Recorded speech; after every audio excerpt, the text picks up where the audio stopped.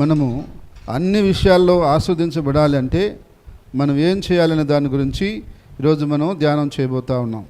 ఆదికాండం 24 మొదటి విషయం.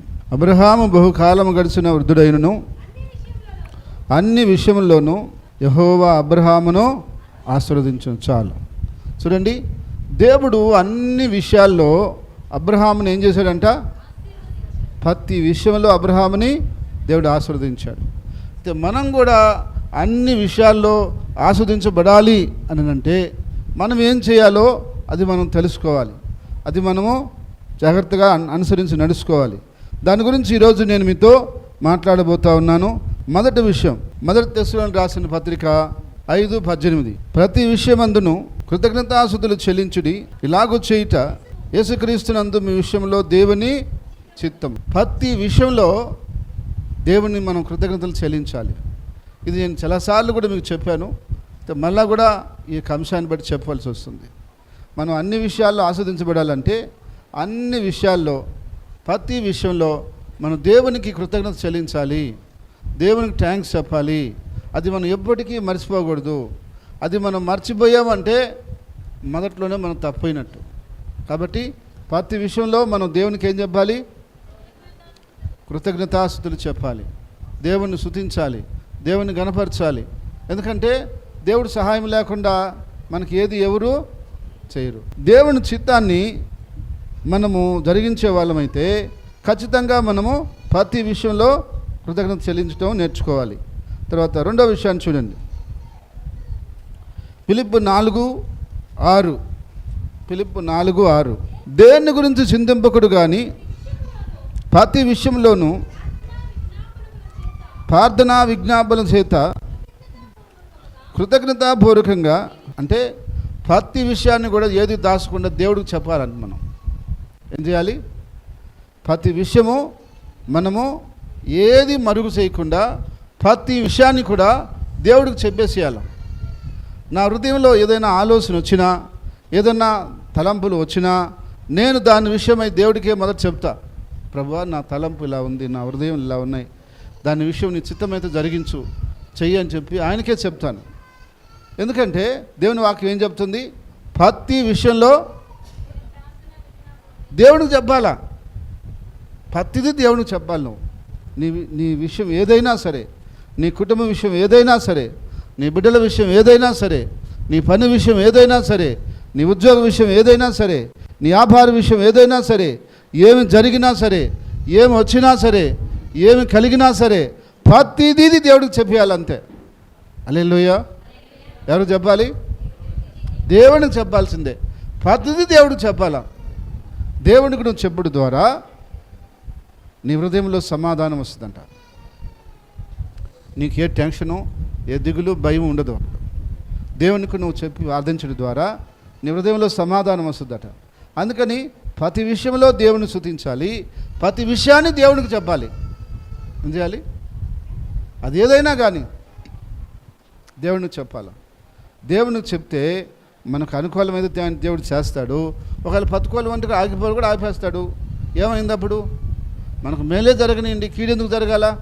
అయితే అలా జరగాలి అంటే మనం దేవుడికి చెప్పాలి. అది ఒక పని చేయబోతున్నా, అది కూడా దేవుడికి చెప్పాలా. ఒక దగ్గర పోవాలనుకున్నా, అది కూడా దేవుడికి చెప్పాలా. ఒక వస్తువు కొనాలనుకున్నా, అది కూడా దేవుడికి చెప్పాలా. ఏదైనా సరే నువ్వు దేవుడికి చెప్పాల్సిందే. ఎవరికి చెప్పాలా? ఎందుకు చెప్పాలని మీరు అంటారు. దేవునికి మనము లెక్క చెప్పాల్సిన వారము. అందుకని ఆయనకు అన్నీ చెప్పాలి. మనం చెప్పకపోతే అది మనమే బాధపడాల్సి వస్తుంది. అందుకని ప్రతి విషయంలో దేవునికి మనం చెప్పాలి, అన్ని విషయంలో మనం ఆస్వాదించబడాలి అంటే. తర్వాత చూడండి, దేవుని వాక్యం చూద్దాం. మూడో విషయాన్ని ఒకసారి చూద్దాం. ఫిలిప్పీ 4:12. ప్రతి విషయంలో సంతృప్తి కలిగి ఉండటం నేర్చుకోవాలంట. దినస్థితిలో ఉన్న నెరుగుదును, సంపూర్ణ స్థితిలో ఉన్న నెరుగుదును, ప్రతి విషయంలోనూ అన్ని కార్యముల్లోనూ కడుపు నిండి ఉండుటకును, ఆకలి కొని ఉండుటకును, సమృద్ధి కలిగి ఉండుటకును, లేమిలో ఉండుటకును, ప్రతి విషయంలో సంతృప్తి కలిగి ఉండటము, ఏ పరిస్థితిలో ఉన్నా తృప్తిగా ఉండటం నేర్చుకోవాలి. ఈరోజు చాలామందికి ఎందుకు మనశ్శాంతి లేదు, ఎందుకు సంతోషం లేదు, ఎందుకు దిగులు, భయం అంటే వాళ్ళకి సంతృప్తి లేక, సంతృప్తి చెందక. ఎప్పుడు మన హృదయం సంతృప్తి పడదో అప్పుడు మనకు విచారం ఉంటుంది. సంతృప్తి అయిపోయినాం అనుకోండి, ఇంకా అది ఉండదు. అసంతృప్తి ఉన్నందువల్ల మనలో విచారం ఉంటుంది. అయితే అసంతృప్తి ఉండకూడదు అనుకుంటే మనం ఏం చేయాలి? అన్నిటికీ సంతృప్తి పట్టు నేర్చుకోవాలి. ఎక్కువలో మనం ఎట్లా సంతృప్తి పడతాం, తక్కువ వచ్చినప్పుడు సంతృప్తి పడం. కానీ అప్పుడు కూడా అది నేర్చుకోవాలంట. అప్పుడు కూడా సంతృప్తి పడటము నేర్చుకోవాలట. అలా నేర్చుకున్నాం అనుకోండి, ఇక మనకు రోజు సంతృప్తిగానే ఉంటాం కాబట్టి మనం భయపడాల్సిన అవసరం లేదు, దిగులు పడాల్సిన అవసరం లేదు, విచారపడాల్సిన అవసరం ఉండదు. అందుకని ఈరోజు చాలామందికి ఏం లేదంటే సంతృప్తి లేదు. ఏం లేదు? తృప్తి పట్టంలే. తృప్తి లేని వాడికి ఎప్పుడు మనశ్శాంతి ఉండదు, ఎప్పటికీ మనశ్శాంతి ఉండదు. అందుకని పౌలు ఏం నేర్చుకున్నాడంట? కలిమిలో ఉండటము, లేమిలో ఉండటము, కడుపు నిండి ఉండటము, ఆకలి కొని ఉండటము నేర్చుకున్నాడంట. ఇప్పుడు కడుపు నిన్నప్పుడు తృప్తిగానే ఉంటాంలే, దాని గురించి ఏమని చెప్పలే. ఆకలి కొన్నప్పుడు కూడా తృప్తిగానే ఉండాలి. అదే దైవత్వం. అన్నీ ఉన్నప్పుడు తృప్తిగా ఉంటాం, లేనప్పుడు కూడా మనం తృప్తిగానే ఉండాలి. ఎందుకని? అదే దైవత్వం. అయితే ఈరోజు చాలామందికి అది ఇంకా నేర్చుకోలేదు. కడుపు నిండి ఉంటేనే తృప్తిగా ఉంటారు, సమృద్ధిగా చేతిలో ఉంటేనే తృప్తిగా ఉంటారు. అది లేకపోతే మాత్రము చాలా విచారపడిపోతుంటారు. వాళ్ళకి ఎప్పటికీ సమాధానం రాదు. ఎందుకంటే వాళ్ళకి ఎప్పుడు సంతృప్తి కలగదు కాబట్టి అసమాధానంతోనే జీవిస్తుంటారు. అందుకని ప్రతి విషయంలో మనం ఏం నేర్చుకోవాలంటే తృప్తి పట్టు నేర్చుకోవాలి, సంతృప్తి పట్టు నేర్చుకోవాలి. ఎప్పుడు అది నేర్చుకుంటామో అప్పుడు దేవుడు కూడా సంతోషిస్తాడు. కానీ మనం ఎప్పుడు అసంతృప్తితో, ఎప్పుడు అసహనంతో, ఏదో ఒకటి బాధతోనే చిరాకు పడుతూ అది లేదు ఇది లేదు అనుకుంటూ వాళ్ళని వెళ్ళి తిడుతూ ఉంటే మనం దేవుని సంతోషించడం. కానీ మనం సంతృప్తి పడితే ఎవరినేం అనబల్లా, ఎవరినేం తిట్టబల్లా, ఎవరినేం మాట్లాడబల్లా, మనం సంతోషంగా ఉంటాం. హల్లెలూయా. దేవుడు నాకు ఇంతవరకు ఈరోజు సహాయం చేశాడు అని మనం సంతృప్తి పడితే చాలు, దేవుడు కూడా సంతోషిస్తాడు. కానీ కొంతమందికి ఉంటుందా సంతృప్తి? ఉండనే ఉండటం లేదు. అందుకని వాళ్ళ హృదయం ఎలా ఉంటుంది? విచారంతో ఉంటుంది. కానీ పౌలు అదే చెప్తున్నాడు, నేను నేర్చుకున్నాను.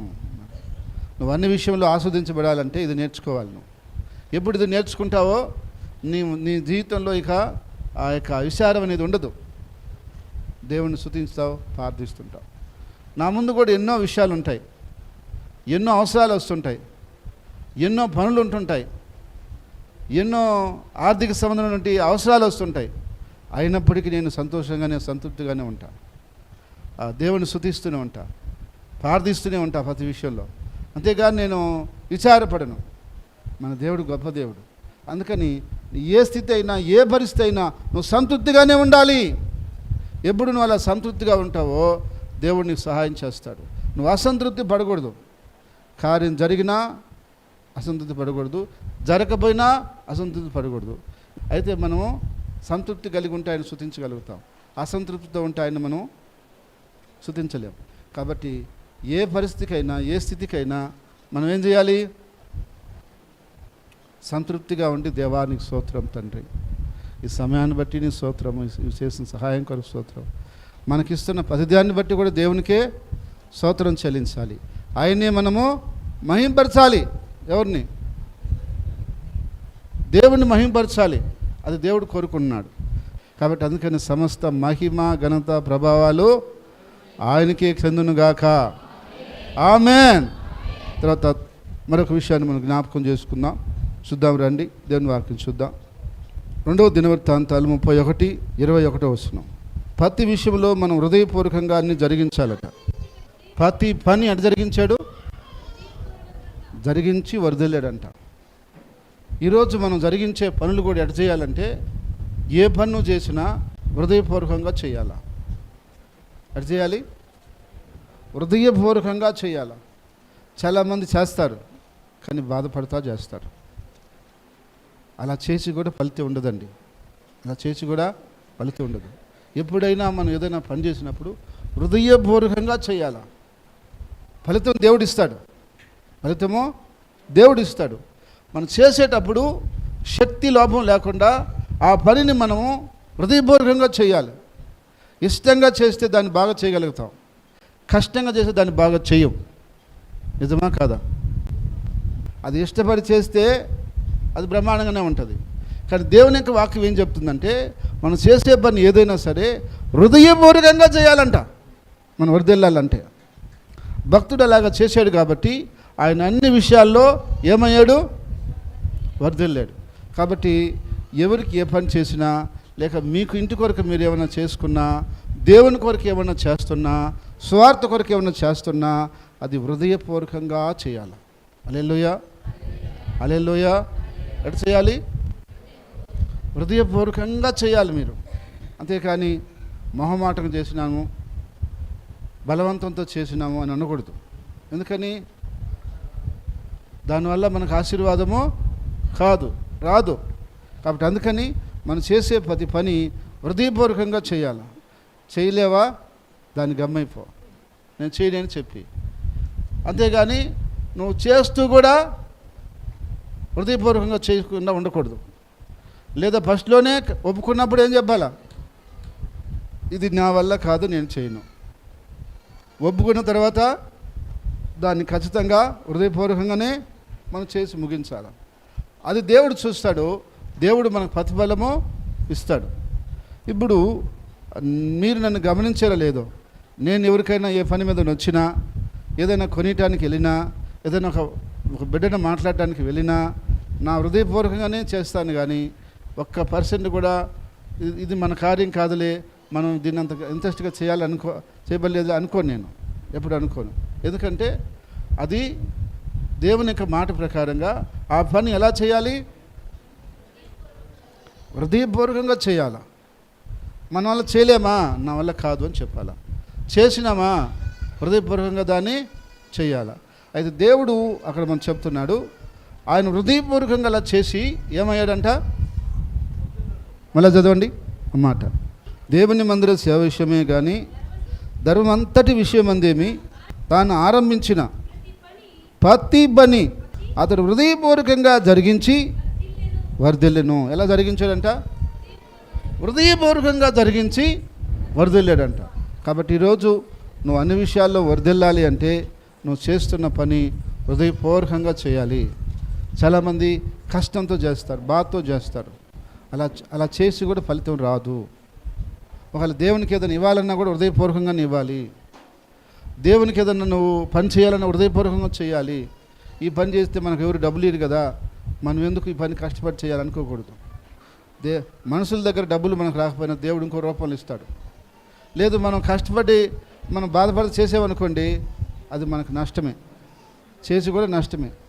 కయ్యను అర్పణ ఇచ్చాడు, ఏబేలు అర్పణ ఇచ్చాడు. కయ్యను అర్పణ ఏమైంది? దేవుడు తీసుకోవాలి, అంగీకరించలేదు. ఈటానికి ఇచ్చాడు కదా, దేవుడు తీసుకోలేదు, అంగీకరించలేదు. ఆశీర్వాదం రాలేదు. లాస్ట్కి శాపం తెచ్చుకున్నాడు తన మీద తాను. తన తమ్ముడే హెచ్చించబడుతున్నాడని, ప్రశంసించబడుతున్నాడని వరవలేక తమ్ముడిని చంపేసి శాపం తెచ్చుకున్నాడు. కాబట్టి ఎప్పుడు మనం అలా ఆలోచించకూడదు. మనకి ఏ పని చేయాల్సి వచ్చినా, ఏది చేయాల్సి వచ్చినా హృదయపూర్వకంగా మనం చేయాలంతే. అలా చేసినామంటే దేవుడు మనల్ని వర్ధలు చేస్తాడు. తర్వాత మాటను కూడా మనం చూద్దాం.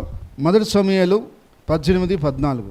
ప్రతి విషయంలో ఎలా ప్రవర్తించాడంటే ఆయన మన ప్రవర్తన విషయంలో కూడా చాలా సుబుద్ధిగా ప్రవర్తించాలి, చాలా తెలివిగాను యథార్థంగాను నడుచుకోవాలి.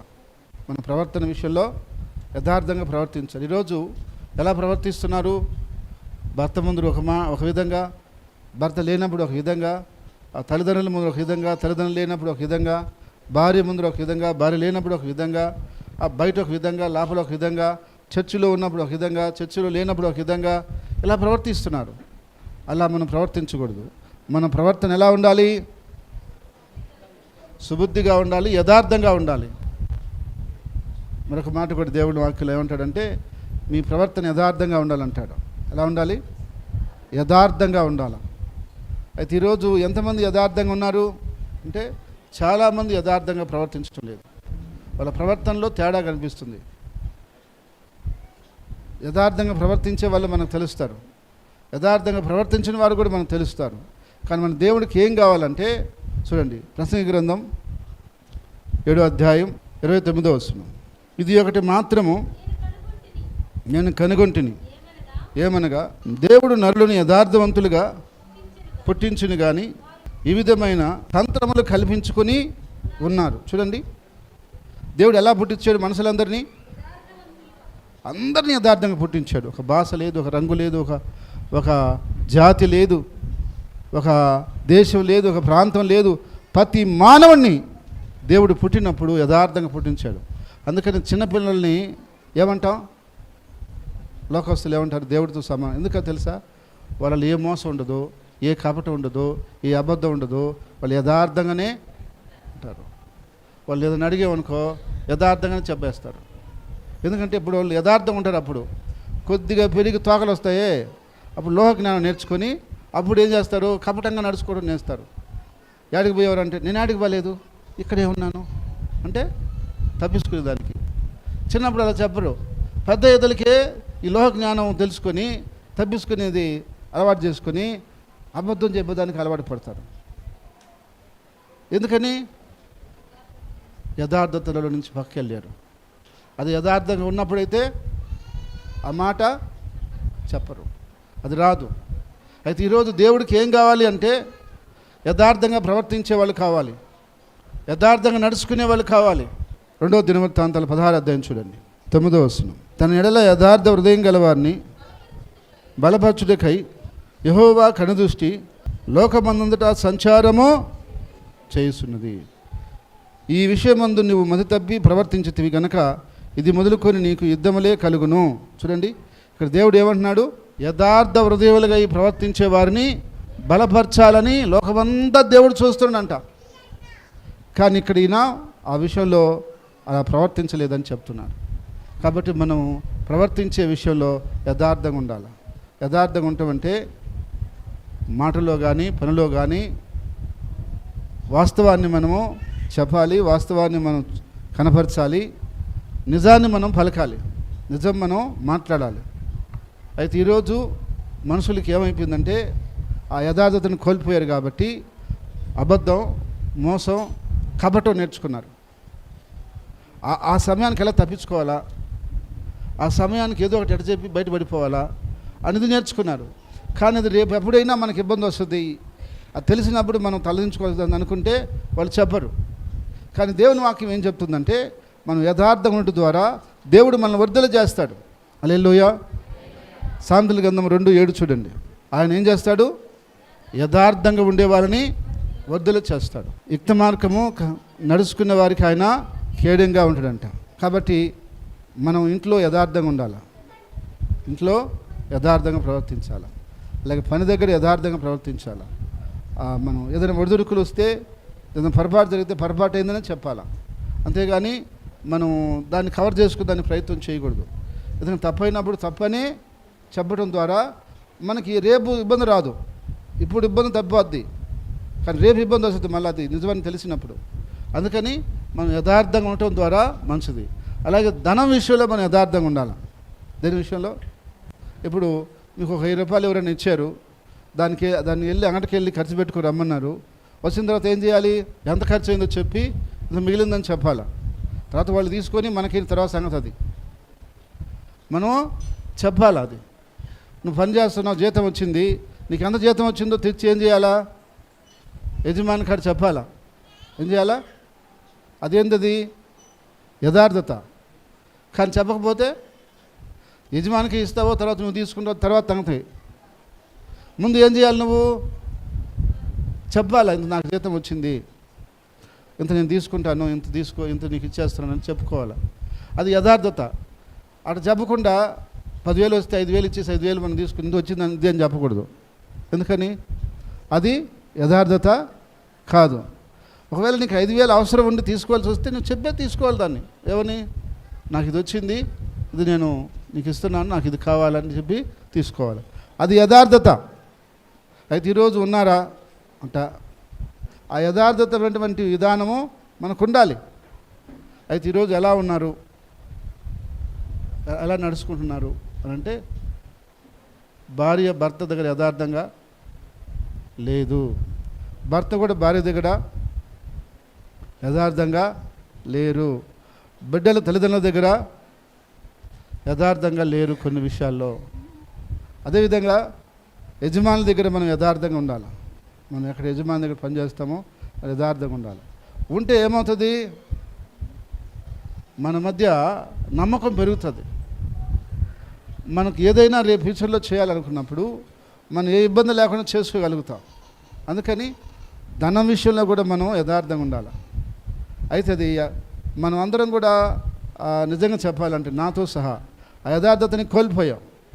నేను కూడా చదువుకునే రోజుల్లో నేను యథార్థంగా చెప్పేవాడిని కాదు. మా నాన్నకి ఆడు 10 రూపాయలు ఖర్చు అంటే 20 రూపాయలు అని చెప్పేవాడిని. ఎందుకని ఇప్పుడు 10 రూపాయలు సరిపోవు నాకు. అప్పుడు ఏం చేయాలా, 20 చెప్పేది, 20 తీసుకొని పోయేది, ఖర్చు పెట్టుకునేది. అంటే అప్పుడంటే ఆయన లోకస్తుడు, నేను కూడా లోకస్తుని. అది నేనే దానికి మనం అందరూ అట్లా నడుస్తాను, నేను కూడా అట్టే నడిచిన.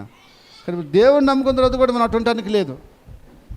దేవుడిని నమ్ముకున్న తర్వాత మనం ఏం చేయాలా, యథార్థంగానే ఉండాలి, యథార్థంగా నడవాలి.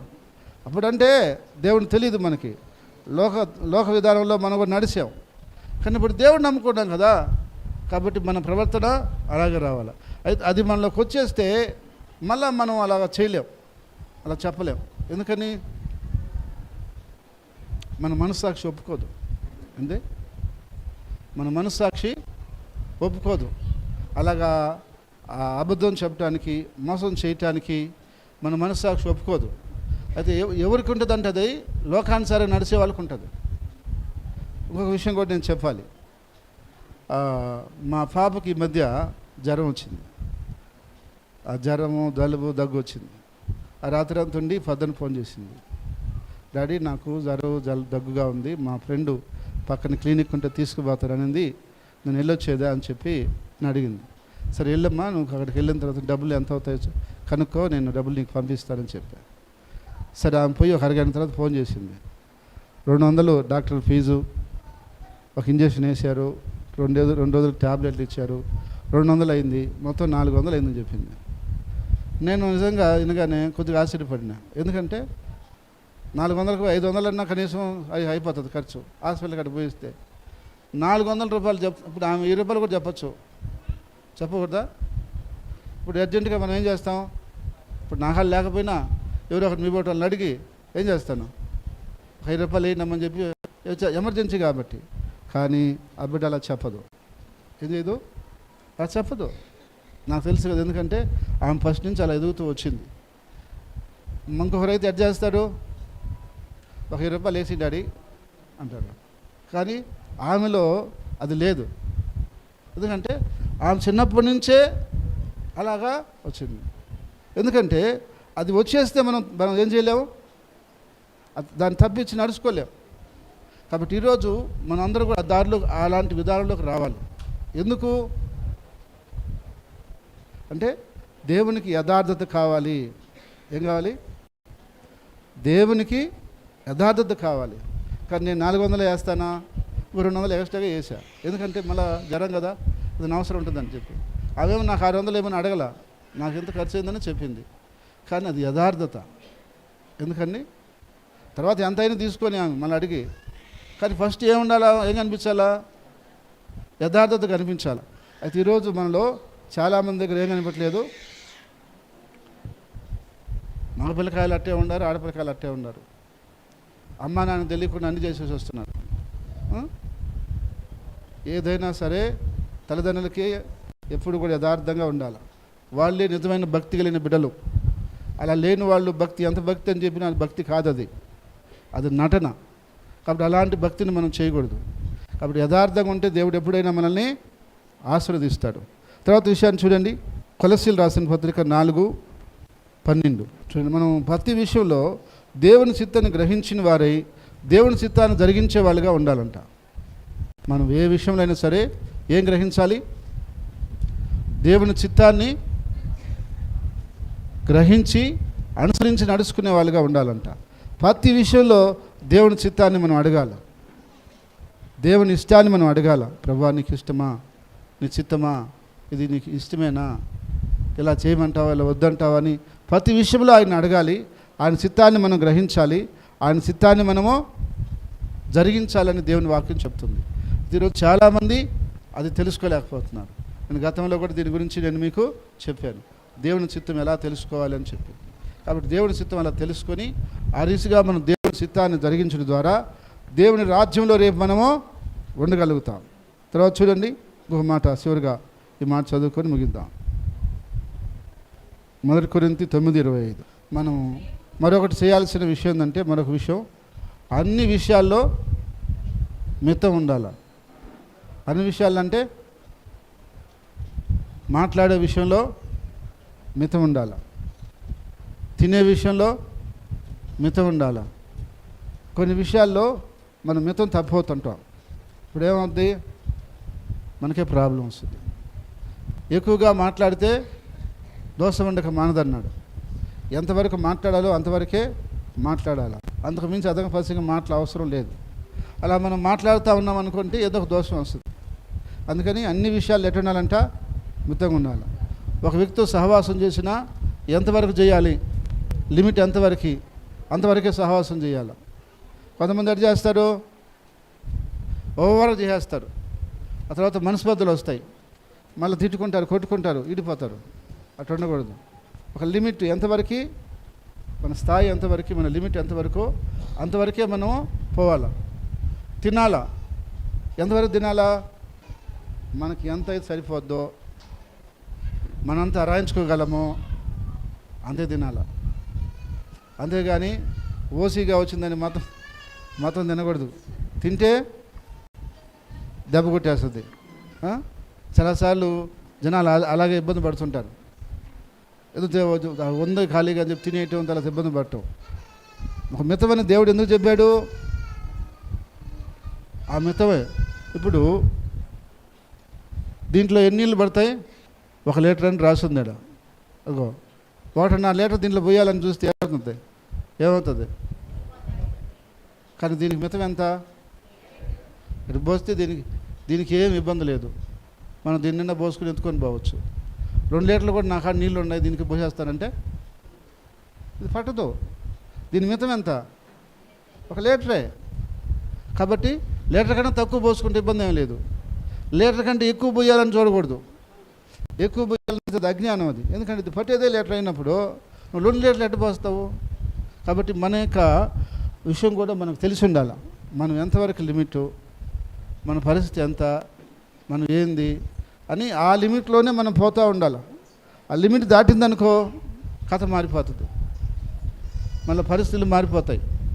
అందుకని ప్రతి విషయంలో మన లిమిట్ ఎంతవరకు మనం మాట్లాడాలి, ఎంతవరకు మనం చేయాలి, మన స్థాయి ఏంది, ఆడవరకే మనం పోవాలి. దానికి మించి మనం ప్రవర్తించకూడదు. అలా ప్రవర్తిస్తే మనం ఇబ్బంది పడతాం. అందుకని అన్ని విషయంలో మనం ఎట్టుండాలంట, మితం. ఎక్కడి వరకు మితమో అక్కడి వరకే మితంగా ఉండాలి. అంతకు మించి మనం మితమీరి ప్రవర్తిస్తే అది మనకే దెబ్బ వస్తుంది. అందుకని ప్రతి విషయంలో మనం ఆస్వాదించబడాలంటే ఈ విషయాలన్నీ చేయాలి. ఏం చేయాలి, ప్రతి విషయం దేవునికి కృతజ్ఞత చెల్లించాలి, ప్రతి విషయం దేవునికి ప్రార్థన చేసి చెప్పాలి, ప్రతి విషయంలో సంతృప్తి కలిగి ఉండాలి, ప్రతి విషయంలో హృదయపూర్వకంగా మనము జరిగించాలి, ప్రతి విషయంలో సుబుద్ధి కలిగి యథార్థ కలిగి మనం ప్రవర్తించాలి. తర్వాత ప్రతి విషయంలో దేవుని చిత్తాన్ని గ్రహించి మనము నడుచుకోవాలి. తర్వాత ప్రతి విషయంలో మితంగా ఉండాలి.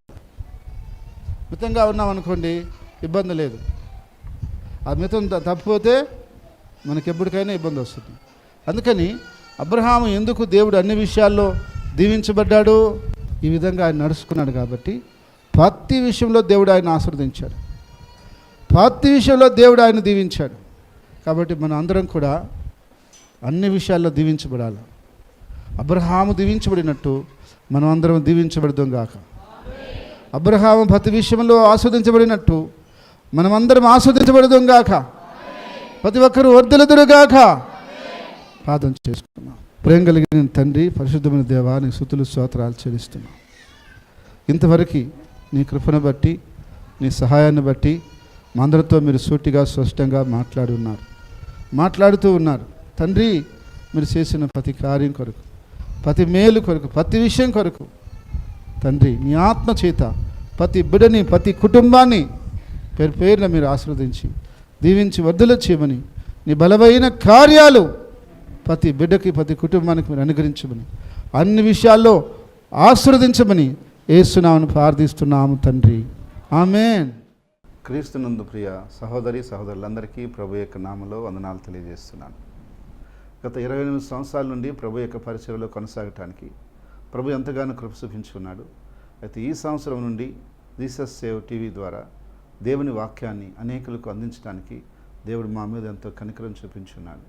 దేవుని వాక్యాన్ని ప్రతి వారం మీకు ఈ ఛానల్ ద్వారా అందిస్తున్నాం. ఈ వాక్యం ద్వారా మీరు బలపరచబడుతున్నట్లయితే తప్పకుండా మీ స్పందన మాకు తెలియచేయండి. ఇలాంటి స్వచ్ఛమైన యథార్థమైనటువంటి వాక్యం కొరకు మీరు ఆశపడుతున్నట్లయితే, ఎదుగుతున్నట్లయితే మా ఆరాధనలో పాల్గొనండి. తప్పక దీవెన పొందండి. ప్రతి ఒక్కరిని ప్రేమపూర్వకంగా ఆహ్వానిస్తున్నాం. అందరికీ వందనాలు. Address grace fair hall, Edayapalem, railway station road, Nellore. Branch సంఘాలు గూడూరు, నెల్లూరు, నాయుడుపేట, జయంపు, ఆర్మేన్పాడు, రామరెడ్డిపాలెం, కామిటిగుంట. తప్పకుండా మా యొక్క ఆరాధనలో మీరు పాల్గొని దీవెన పొందాలని కోరుతున్నాం.